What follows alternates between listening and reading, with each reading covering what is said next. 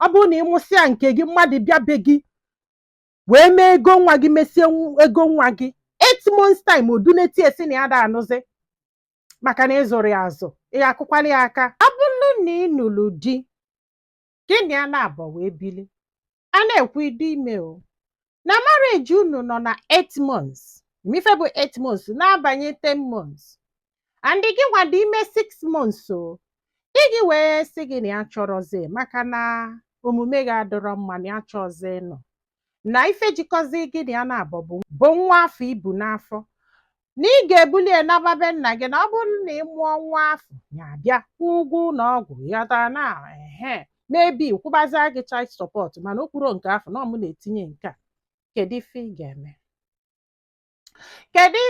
ndị omini na ọ chọrọzi send alụ gị voice note ị ga-enye nna gị sị gị na ya ga-agwakwu nna gị na ya chọrọzi kedu ife ị ga-eme. Ụmụ nwaanyị, you guys should learn one or two today. Listen, nwoke nwere right ịnọgide sị gị na ya chọrọzi ma ọ bụ na ị mere a tangible thing with concrete evidence to prove dey enough iji gbasa marriage.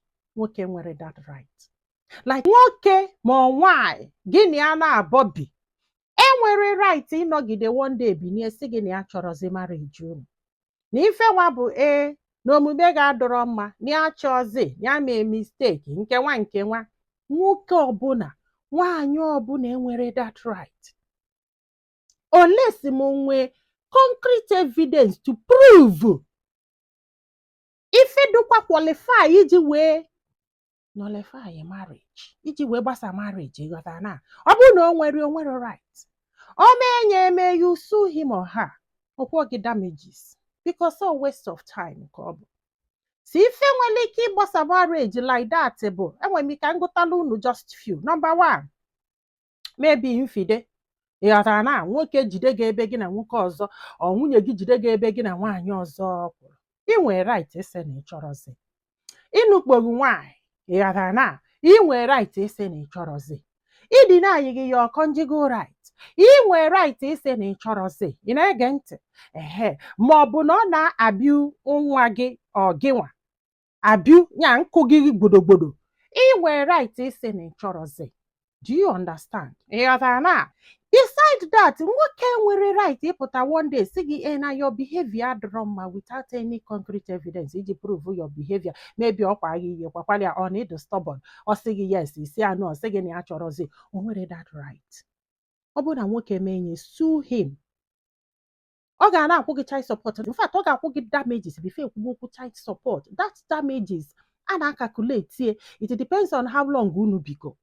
Even other less self ka a ga-akwụ gị more because it's like ịbịa be nna gị kpọpụta gị maybe save your plan for nothing. Ada eme ya eme no maka na ndị be anyị ekpughere anya and ilu court ọ bụrụ na ị mention this thing your judge will not mention it for you. Only your lawyer can mention it.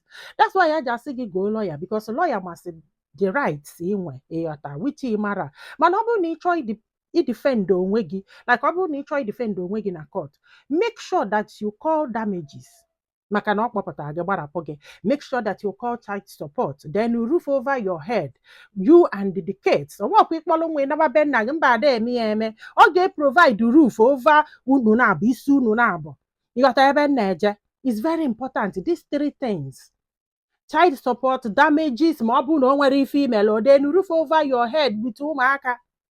Ụnụ anaghịzi na-agbafa nkịtị na fada apụ ala fada apụgodo ala fapụrụ ya jebe somewhere. Amara m ka ị ga-esi kpata nwa mmadụ n'ọnya 8 months si na ịchọ ọzọ na omume ya adịrọ mma. Gịnị a na-abọ bido 2022 wee kwụba olo 2024 ime gị olo 2025 si na ịma nnọzi na omume ya adịrọ mma.